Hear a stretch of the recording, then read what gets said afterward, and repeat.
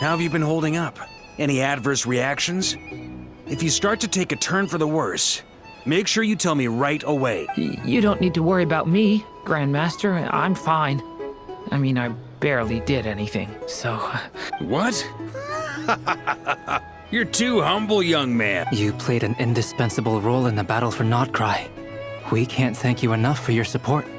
Sometimes, when people praise you, it's because you deserve it. The best thing is to accept it calmly and with grace.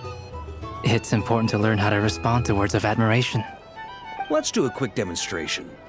Albedo, that was an incredible feat of alchemy. The pressure was on, but you worked flawlessly at lightning speed to get the job done. Thank you. I can't take all the credit, though. Durin played a big part in forming the alchemical array. See? Did you catch that? A masterclass in how to take a compliment. Okay, yeah. I did work pretty hard to help prepare for the battle. No point denying that. Hey, you guys! Hey, look who's bounced back. Looking good, traveler. Seems like you've recovered. You won't need to take any more medication. Can I get you a drink? Huh? You know how to order at a bar now? You've sure learned a lot recently. Handling a drinks order is ridiculously simple compared to alchemy. Don't worry, I'll blend into society yet. Paimon believes it. You're clearly a fast learner, just like your brother. To be totally honest, though, Paimon didn't quite follow all the details when you first explained the plan to us. Don't worry, that's completely understandable. Unless you're a student of alchemy, it's hard to grasp the principle and how the process works. To put it in the simplest terms, we saw how our enemy stole the power of Kuvaki. And that gave us the idea of stealing his power to turn it against him. When facing an enemy you have no hope of defeating, it's best not to engage them in battle. So, instead of looking for a way to overpower him, we decided to help Columbina get strong enough to at least stand up to him in a fight. For this to work, we had to analyze his modes of attack, confirm who his main target was, and make sure that he wouldn't go beyond the range of the alchemical array. For added security, we prepared a total of 4 arrays. But to mitigate the impact of the battle, we identified one location in particular as the ideal spot, which is where the confrontation took place. The alchemical array absorbed his abyssal power. Then Durin processed it to render it usable by Columbina. That power enabled her to do what would otherwise have been nigh on impossible. What surprised me was that Dainsleif actually agreed to join us. Given his history with Rerir, he had every right to sit this one out. But we're extremely grateful for the decision he made. It must have been a painful choice to make. But I'm sure that making a decision was far better for him than staying in limbo. Absolute. He was torn between 2 paths, but in the end, he made his choice and stuck to it resolutely. He doesn't strike me as the sort of person who'd stay trapped in limbo for long. Anyway, however you cut it, everyone gave a stellar performance. And now, it's time to kick back and celebrate.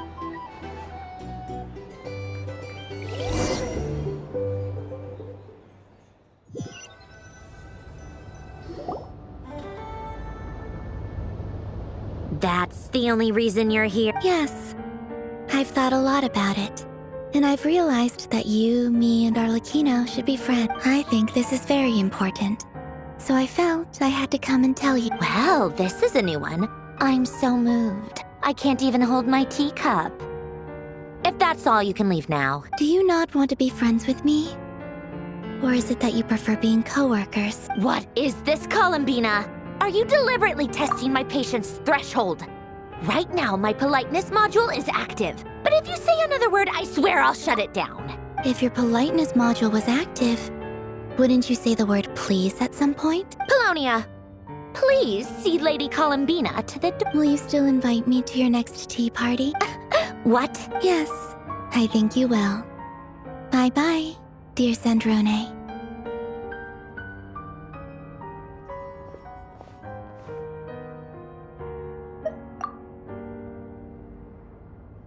Last time, the Wild Hunt escorted you out. Would you rather I handled it myself this time? We just wanted to, see how you were doing now that it's all over. Why? Out of concern for my safety?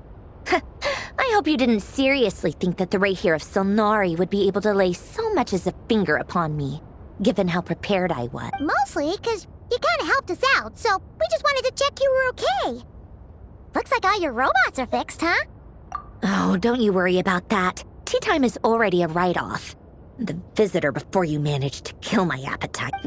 If you're in the mood for tea, go ahead and help yourself. Otherwise, it's going to waste. My coasters are still missing in action, though. Use this notebook instead. Whoa! Pretty hefty notebook. Look at all those calculations. You can ignore those. They're just dumb scribbling. I doodle and write in my free time. Sometimes I remember the distant dreamlike past. Sometimes I imagine the far-flung future. And other times, I grit my teeth and note down all the crazy nonsense going on in the present. Some people do the crosswords in the newspaper. This is my equivalent of that. Trying to predict the future is like daydreaming. And writing about the present just makes me furious. The past is my favorite. If nothing else, it's already set in stone, so I don't have to rack my brains trying to figure it all out. Although, having said that, the only vaguely interesting memory in my past is probably that guy they call Lord Artificer. Who else? Pretty much all the mecha and Fontaine are his personal handiwork. Wait, are you saying you know him? Like, personally? As a friend? I guess we were friendly enough. Yep. In fact, I'm probably the only normal person left who knew him at all. We used to chat occasionally back when he was still around. Before he passed away, he asked me to destroy all his manuscripts. I honored his request. But I did read through everything first before destroying them. I couldn't let the genius of Lord Artificer Alain Guillotin disappear like that. Would have been such a waste. So, that's where the formulas in your notebook are from? I just told you. Those are my equivalent of crossword puzzles. They're just dumb formulas that I solve for fun when I'm bored. Alain's work was like epic poetry. The formulas in my notebook are just silly little riddles in comparison. Not that there's anything bad about them. At least, solving those riddles isn't going to hurt anyone. Except me, because I lose a few brain cells in the process. Anyway, while we're on the topic, I might as well tell you about what happened to him and his friend. Alain Guillotin had two close buddies, Renee and Jacob. They spent their childhood years together in the Narzissenkreuz Institute. They were all quite competitive, so there was some rivalry between them. But it was a friendly rivalry. But beneath the friendship and the rivalry ran something deeper, a sense of nostalgia for the past. Unfortunately, childhood would end. The prophecy would come true. The apocalypse would arrive, and the future would never be. A mad dream that would normally only capture the minds of lunatics begin to take root in their hearts. A dream of saving the world. And if Renee and Alain had been people of lesser wits, that dream would probably have ended up as something for them to joke about in their older years. But alas, they were some of the sharpest minds around. They nurtured that dream with the full power of their intellect, and it grew into something that ate away at their souls. The first of them to fall under its spell was Renee. Against Alain's wishes, he persisted in experimenting on a mutual friend of theirs to try and save their life. Alain did not approve and parted ways with Renee. It's complicated. Alain wanted to believe that Renee only did what he did for the sake of their friendship. But when he told me about what happened, I could tell he still had some suspicions about Renee's motives. Perhaps the seed that would grow into a nightmare had already sprouted in Renee's mind. Even then, the next time they met, Renee's soul had been completely engulfed by the dream of salvation. His futile attempt to change the tide of fate only resulted in a wave that swallowed up the world, even before the apocalypse came. And although that wave died down eventually, I hear that it just recently came back with a vengeance. As I understand, Renee wanted to live out his dream of salvation once more. But I'm told that the attempted resurgence finally died out for good. At long last, Renee awoke from his deluded dream. Though of course by then it was far too late. What do you think of Renee? Do you admire his transcendent genius? His view that any price was worth paying to achieve the lofty goal of saving the world? Or do you despise him? Dismiss him as an evil madman who wrought havoc on the lives of everyone around him as he pursued his delusional dream? Same difference, really. Just a matter of perspective. What a cop-out. But I suspect you'd have a more incisive and insightful answer if we dug into it further. I don't like fanatics who give up their whole lives for their ideology. Nor do I like fools who let their delusions take control. Maybe I could understand if Renee had just been an ordinary person. But he had a sage-like intellect. And still managed to get himself lost in a labyrinth of his own desire. Anyway, that's enough about Renee. Now, moving on to Alain Guillotin, the Lord Artificer. He managed to put a stop to the first storm whipped up by Renee. But after that, Alain lost his friends and family. To his credit, I suppose, the loss of his family and friends was purely a tragic accident. It's not like Alain sacrificed them for his cause or anything.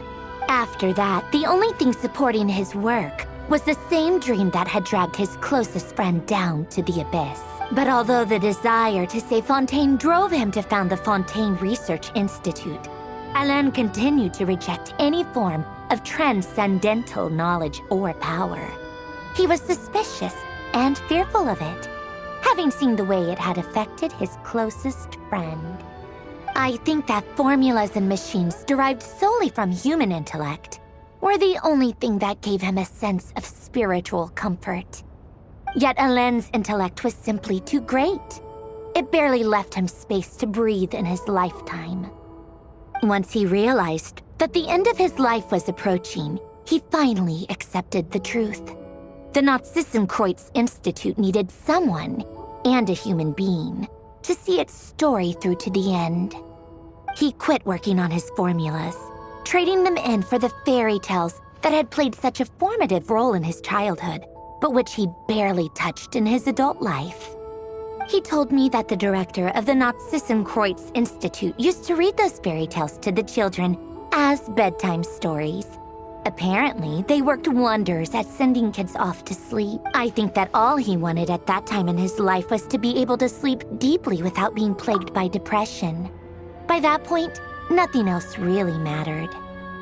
At the very end, he laid down to rest in the ruins of the former Nazissenkreuz Institute orphanage, while the Fontaine Research Institute he had founded continued tirelessly with its work. Many years after that, tensions over competing dreams would once again cause a rift, this time between members of the Fontaine Research Institute. But the actions of those fools had nothing at all to do with Alain. And that is the story of two people from the Nazissenkreuz Institute who both wanted to save the world.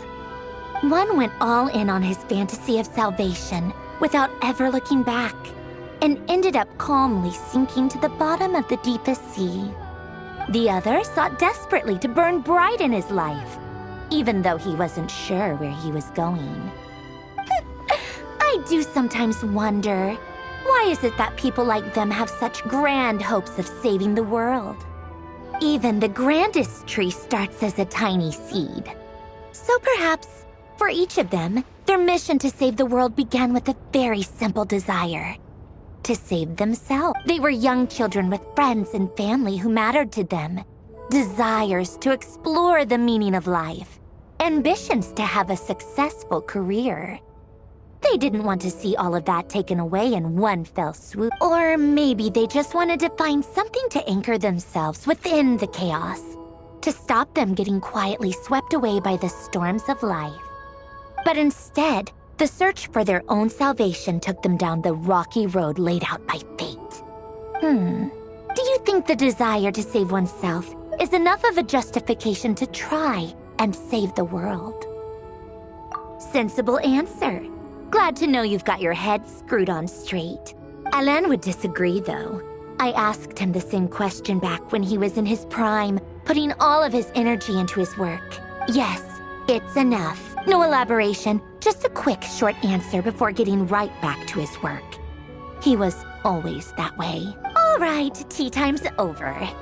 I owe Arlecchino a favor for telling me these stories. I'll have to bring a whole sack of gifts the next time I visit the House of the Heart. I'm gonna go tinker with Polonia now. You guys can do whatever you want, as long as it doesn't involve interrupting me. Polonia, exit hibernation mode. Begin diagnostic.